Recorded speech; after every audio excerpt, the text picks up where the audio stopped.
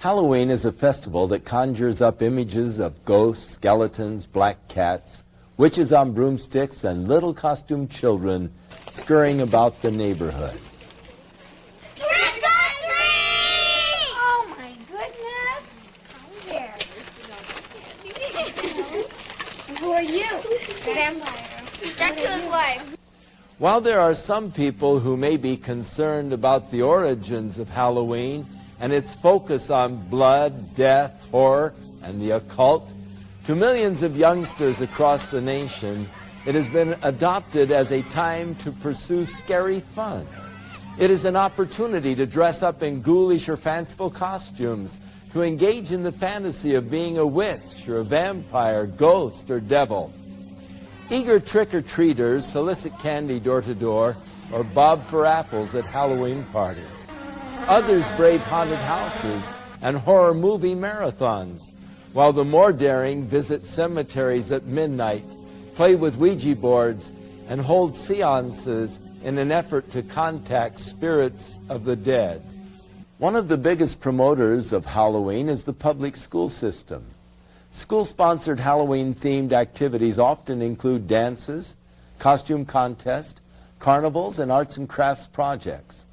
Education officials admit that more effort is usually put into the celebration of Halloween than any other holiday, including Christmas and Easter.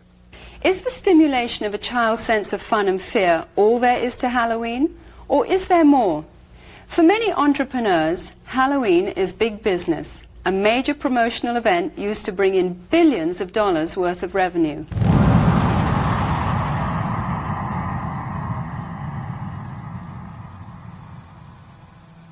In addition to the usual costumes of cartoon characters for children, a growing number of outlets are featuring more macabre and sinister creations for purchase. This one well-known department store chain will sell more than $500 million worth of Halloween paraphernalia this year. And that doesn't include revenue from the sales of trick-or-treat candy.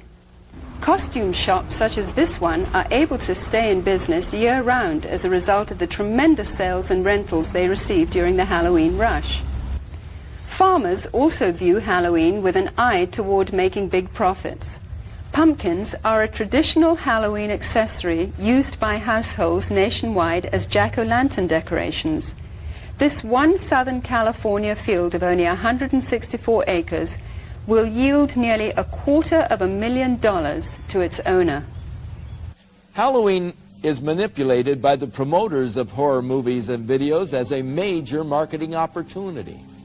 While horror films used to be synonymous with B-movies and considered the conventional low-budget industry standby, today they account for nearly 20% of all of the revenue received by feature film producers and distributors. The success of the technical revolution in special effects has attracted serious film directors to produce well-crafted, elaborate horror productions. A recent visit to the Video Software Dealers Association exhibition in Las Vegas showed that the two biggest selling artistic genres were pornography and horror. Hollywood is continuing to capitalize on society's growing craving for the occult and demonic. The irony is that while these producers label such films as fun and make-believe, many of them hire practicing witches or Satanists as technical advisors who ensure the authentic reproductions and performances of rituals, sacrifices, spells, and curses.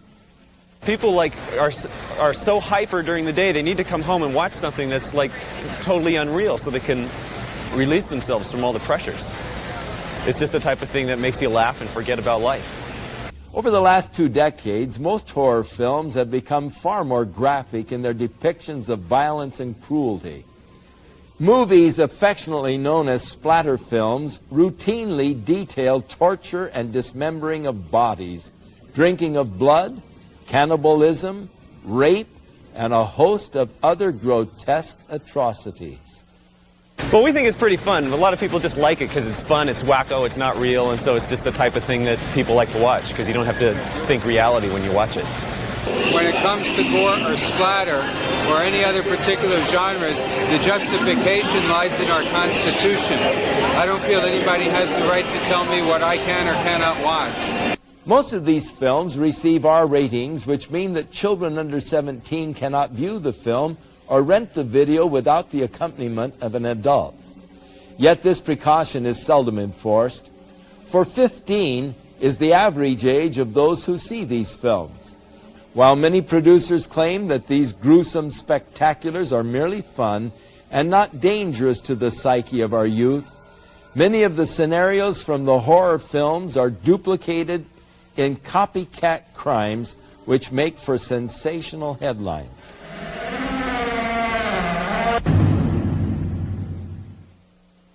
Glenn Hobbs was initiated into a satanic coven as a child by his grandfather and continued participating for many years.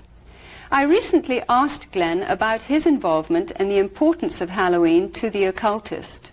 Well, my involvement in satanic worship was, I was involved in it as a child. Of course, I was a generational Satanist, what they call a generational Satanist, and what that means is that my family was involved in it and their family before them. Now, my earliest rememberings of Halloween and some of the things that were involved was, it was a very dark time for me as a child. It was something that I didn't enjoy. Glenn, could you tell us about your involvement in any rituals at Halloween as a child? There was another little girl that was involved in the occult with me, and her name was Becky. Now, Becky was a different type of child. She was blessed to be a sacrifice. I was being blessed to be a high priest, where she was being blessed and born into the coven there to be a sacrifice.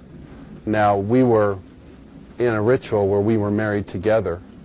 It was a marriage to the beast, and me and the little girl were married together, and there was a lot of sexual abuse that took place and a lot of blood that was spilt over us, joining us together.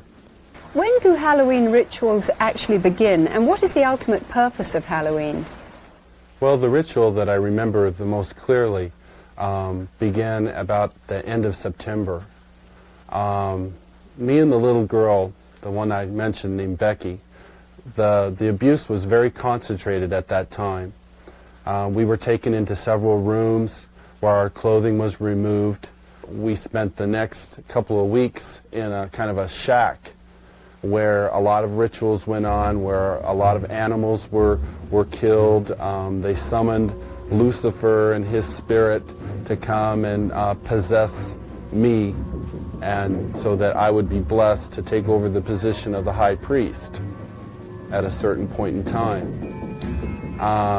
Now, Halloween night, they had again put me and the little girl in the back of this van, and we again drove off, which seemed like for a long time. We were drugged once again, and we finally came to this stop. They took the little girl out and they left me in the van. I could hear a lot of commotion that was going on outside. People that were screaming and yelling, and this low murmuring and moaning noise that was going on, like some kind of a low chanting noise that was going on. So I knew in my mind there was some type of a ritual going on, because I'd heard that many times before. You know, it was real common to see people fall on the ground and convulse and go into convulsions during rituals and stuff with the demonic presence that were around. And finally, a woman came to the back of the van and she said, "It's time to go." And she brought me out of the van, and I could see that there was just a lot of people around. Some were dressed in dark brownish kind of robes with hoods over them. They took me up and they led me up to this stone altar. And I remember I saw the little girl, and she was on the altar. Now, at first, you know, I just wondered what was going on, because you never knew. I mean, they used the altar for a lot of different things. They could have just been sacrificing an animal over, could have been a sexual abuse from the high priest on to her. You know, it was a hard thing to know for sure. Well, they ushered me up to the altar, and I could see that they had bound her feet. They had her feet spread apart, her legs, and they had bound them to the ends of the altar, and they had taken her arms, which were laying out this way, and roped them to the altar, which had little kind of like hooks, which they could bind the ropes around. And she was really white. I remember seeing her, and she was just real pale and real white. And I noticed that they had slit the bottoms of her feet and her wrists, and they were taking the blood that was running out of those areas and putting them into chalices and passing those cups around to different people who were partaking of her blood. Then the high priest, he took the athami, or the ritual knife, and he picked it up and he put my hand on it, and then he forced it into her chest. So when I think back on Halloween, you know, over that period of time that happened, you know, that was the climax event, Halloween night, where they killed that innocent little girl. And this is something that's happening every Halloween. That's not just an isolated event. I mean, there are children all over the world who are losing their lives during Halloween night, and yet we, as a society, we go out and celebrate it, and we go door to door and we ask for candy, and it's a big celebration to us. And I think it's quite ironic how one group of people are thinking it's fun, and another group of people are taking human life, and yet they don't, you know, there seems to be this wall and nobody wants to face the facts of what's really going on. Today, reports from all over the world show a growing concern over the mushrooming attraction towards the occult. Heinous crimes connected with the occult, according to police, are reaching epidemic proportions. Halloween is the time when community service organizations warn that children and animals are most likely to be abducted. To truly understand the significance of Halloween and its role in this mayhem, we must go back to its historic roots.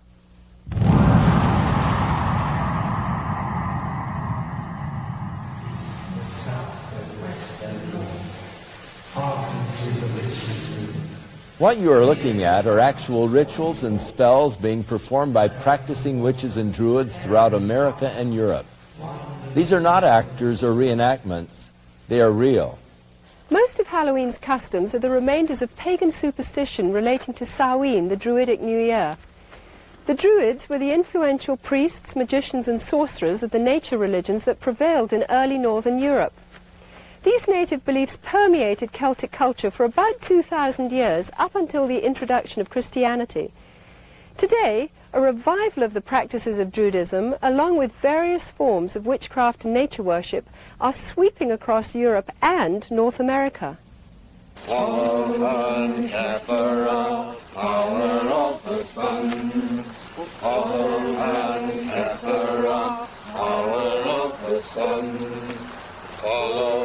The Druid orders are full of people from all walks of life, from soap opera stars to doctors and lawyers, dentists and toilet cleaners. Anybody can be a Druid.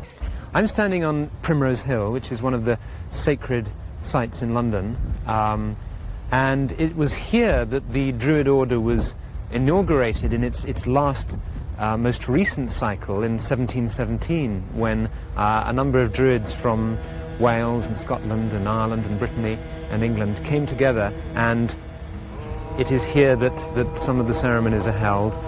Samhain was seen as a time when the dividing line between the dead and the living was at its thinnest. Consequently, contact with spirit beings was thought to be easiest. Samhain was also one of the major fire festivals of the Celts. At this time, the Druidic priesthood led the people in diabolical worship ceremonies in which they would sacrifice animals and humans in ritual killings. Human sacrifice has absolutely no place in the modern tradition.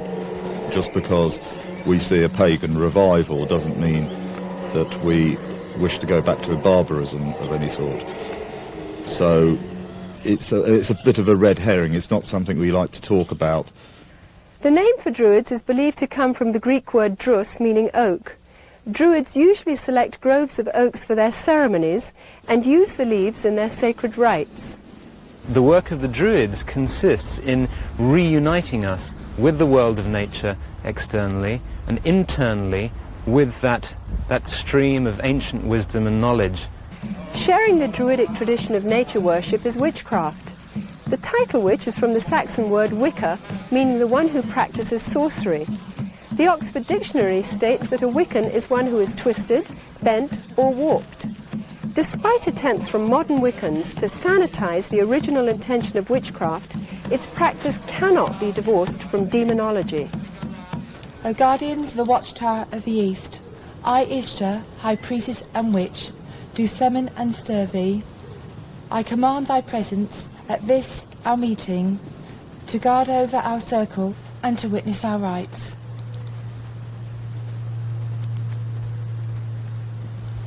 So mote it be. So mote it be. My mother was a witch, and my grandmother was a witch, and I have been a witch for as long as I can remember. Since I have been practicing the craft, there has been a great revival. I believe there's about 1 million people in England alone that practice witchcraft. The pagans are all over the place with their covens. If they're not calling themselves witches alone, they are paganistic in their ways. There are probably now as many people practicing witchcraft in Britain as there are committed Christians. I regard myself as a natural witch. I was regarded myself as a witch since early childhood. I was brought up in a very isolated part of the country, on the Welsh border, which has a long tradition of magic and Welsh sorcerers. It's almost as if there's a kind of grassroots feeling back towards paganism. We live in a kind of post-Christian era almost, and that people are moving towards a kind of neo-paganism, I suppose.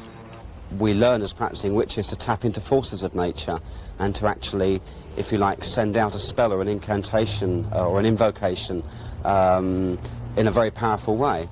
It's in many ways to bring you back to nature, to bring oneself back to nature, and to learn how we fit in with the natural scheme of the universe and the natural scheme of the earth, and understanding what we need to do to heal the planet. Because worship of nature is so central to their theology, large numbers of practicing Druids and witches are dedicated to today's ecology movement.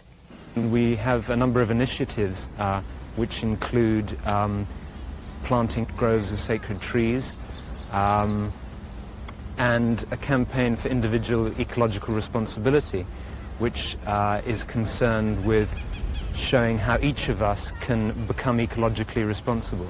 I think the time is coming now where we have to take the responsibility by the throat and actually get out there and say, there are answers here.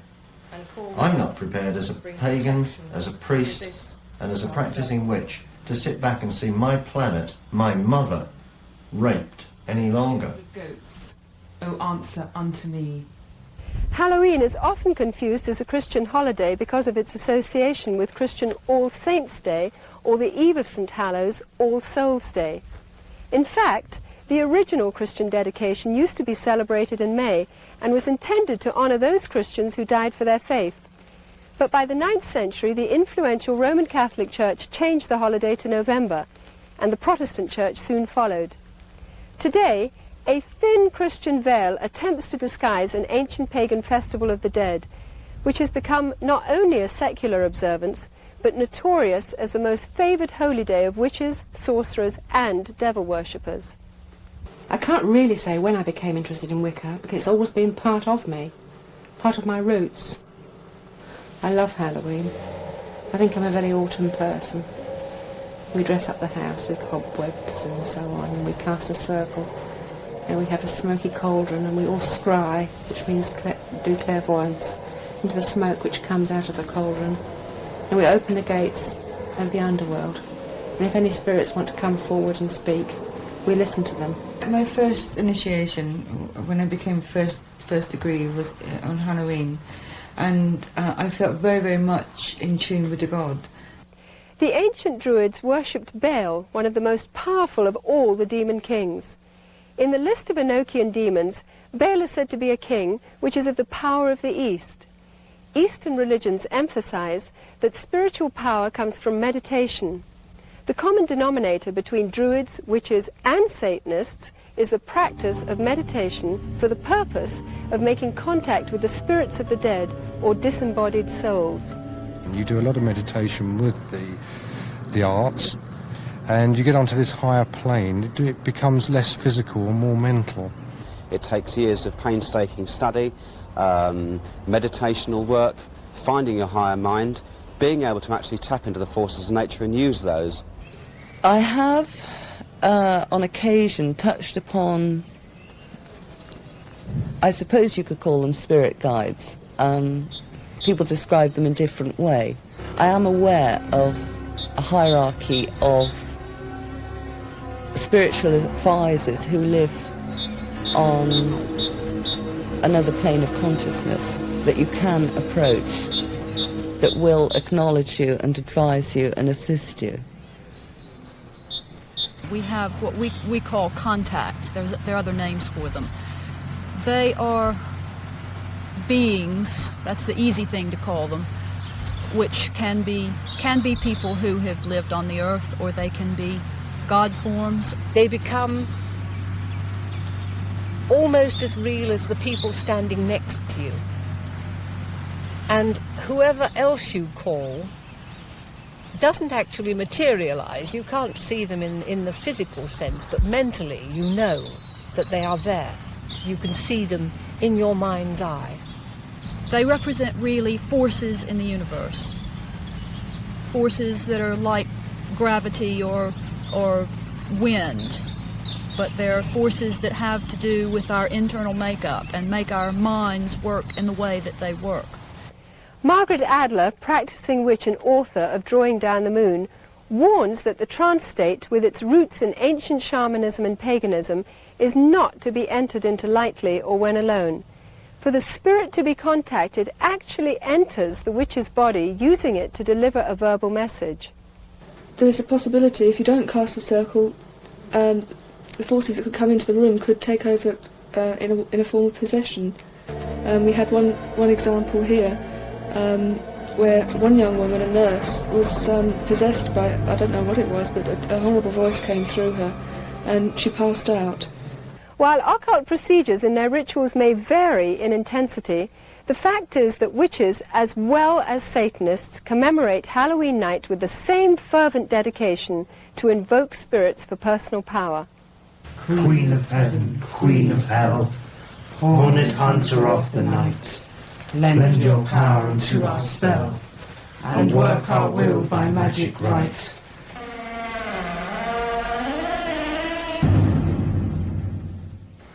Glenn, you've now been a Christian for some time. What is your reaction when you see Halloween celebrated by people? Whenever Halloween time starts coming around, about the 1st of October, you go into the stores, you see the costumes, you see the mother with her little girl putting a witch's hat on her, and the little boy getting excited about getting the devil mask, and you see the candy, you see the Halloween pumpkins, you see people decorating their houses with skeletons and all these symbols of death. You know, it only serves to bring back horrifying memories to me. Memories of death, memories of children being so abused, so ripped of everything, their character, all in the name of Satan. If a person could really stop the next time they go into that store and realize that there are children who are going to lose their life because people are taking this a step further. There are people out there who don't just celebrate Halloween with trick-or-treat candy. This is a religious holiday to them. This is something that is holy and sacred, and they are taking innocent human life. I can't say, go ahead and have Halloween fun. It doesn't matter if you're participating in Halloween, even if you're not a Satanist, if it's just for fun. No, because these Satanists are using this as a smokescreen. Glenn, you said that Halloween is a religion of Satan. What do you think when you see churches and Christians celebrating Halloween? It makes me sick that the Church of Jesus Christ would take on this horrible demonic thing that is happening in our world. Christians should be the ones who are standing up against this. Christians should be the ones who are saying these terrible things are happening and we want to stand against this. Churches should not be having these Halloween parties at all. They should be coming together as brothers and sisters in Christ, binding together and coming against these dark forces, praying for these children that God will spare their lives, that somehow God will intervene and save these children.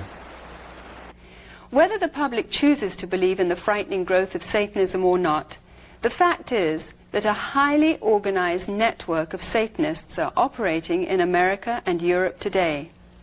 They seem to be respectable members of society and are integrated into all professions and walks of life. We go now to a special report from noted author Hal Lindsey, who is on location at a site known to be used for satanic rituals.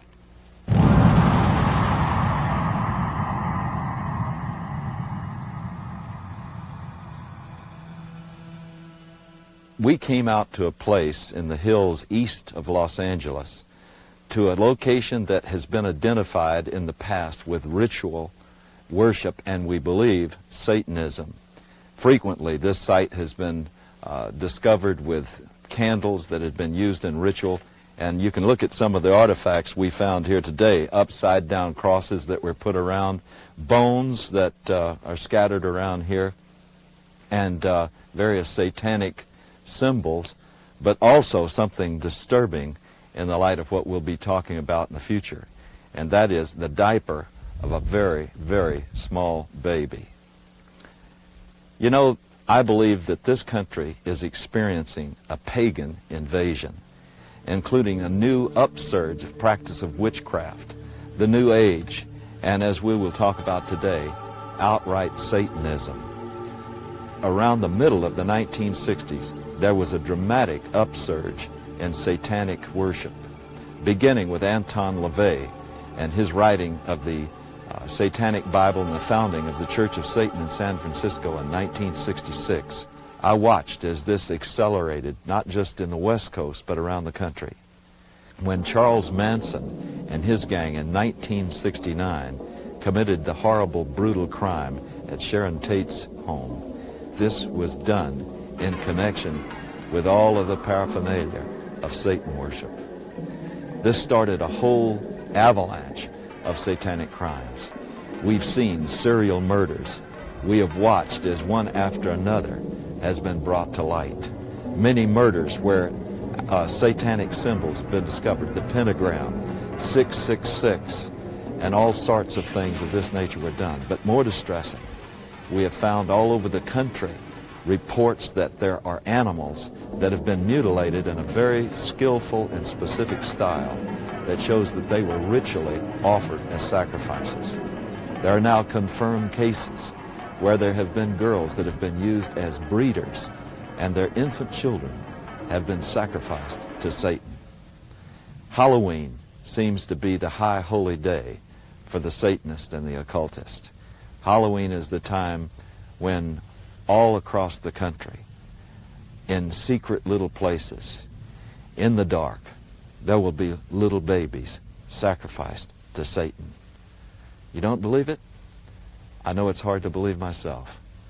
But there has been such an acceleration of worship of Satan that we believe that these sorts of things are happening, and we have evidence that they are. Satanism exists in this country as it exists elsewhere. It is appallingly evil. It is about murder. It is about child abuse. It's about sexual abuse. It is no joke and must be taken seriously and must be dealt with. If they can ritually abuse children, if they can in any way sexually abuse children, anything to destroy a child's innocence or their trust or their wonder at the world, they will do it. The most tragic stories that I've ever heard are where a child has told people what's been happening and the adults have said, don't be stupid, that doesn't happen in this country, you're making up stories, you're lying. The problem we're coming across is that the higher officials and these public organizations do not want to acknowledge that this is occurring. We need to lift that veil of misunderstanding and saying, hey, this is a crime to be dealt with. It's the crime of the 90s. It's not going away. Satanists want to recruit. We know that it's been going on for many years. This is not new, but their arrogance and their outwardness about the way they recruit is becoming unbelievable. Sometimes they'll simply suck them in through the local high schools, sex and drug parties. We have an epidemic of young people participating in some strata of Satanism.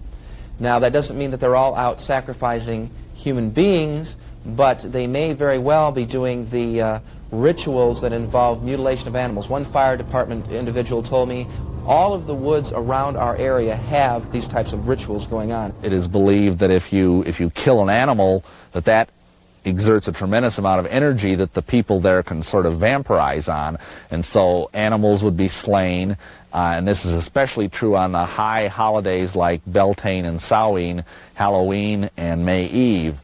There's something about sacrifice. If you do it once, you want to do it all the time. Once you've actually passed the barrier of sacrificing an animal, you get this sort of bloodlust where you really want to do it. And I really wanted to do it.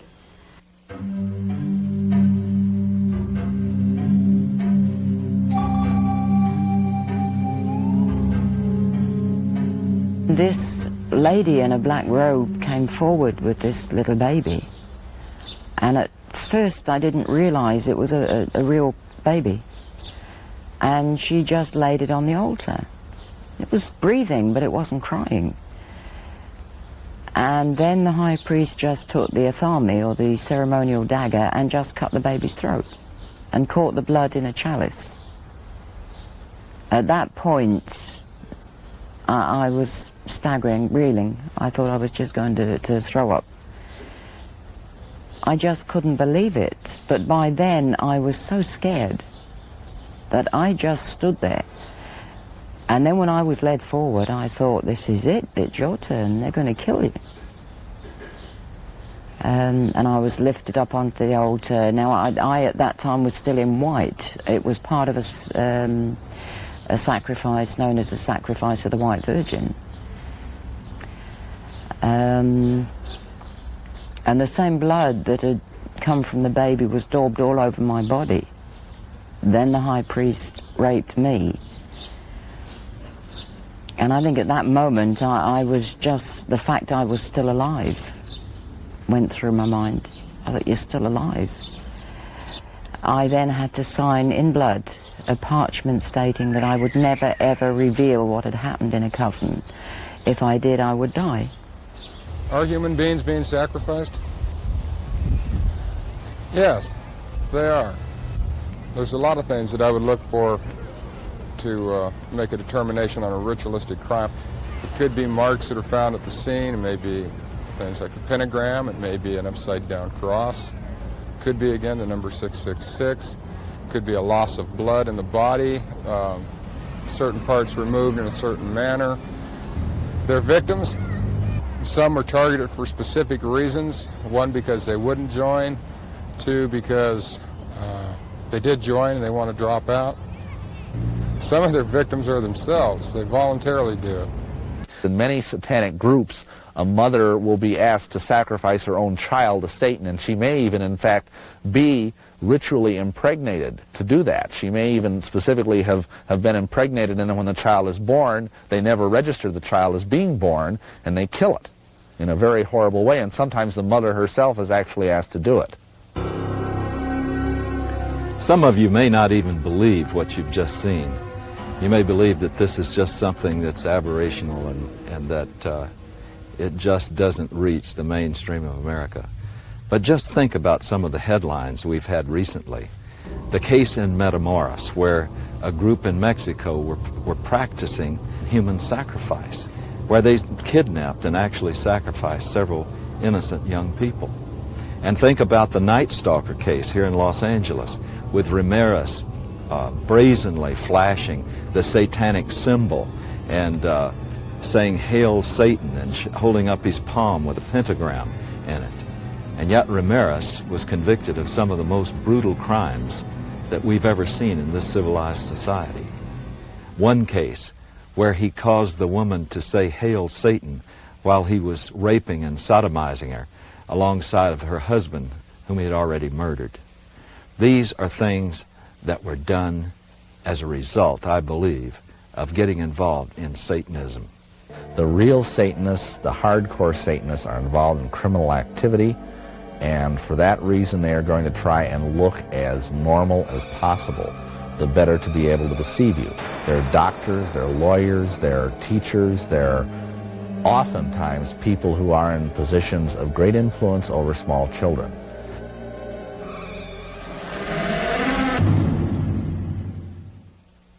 In a recent letter to syndicated advice columnist Ann Landers, a concerned parent wrote of a fourth-grade teacher who had asked her students to write a short essay on what they would most like to do to celebrate Halloween.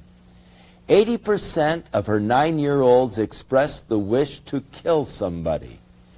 It is easy to see how Halloween's ambiance can promote an unhealthy desire for violence. All of today's seemingly innocent Halloween customs and symbols have their origins in the ancient Celtic Day of the Dead. For example, the practice of trick-or-treat is from Celtic tradition, where people gave food in return for blessings from spirits of the dead. Failure to supply treats would result in demonic retaliation.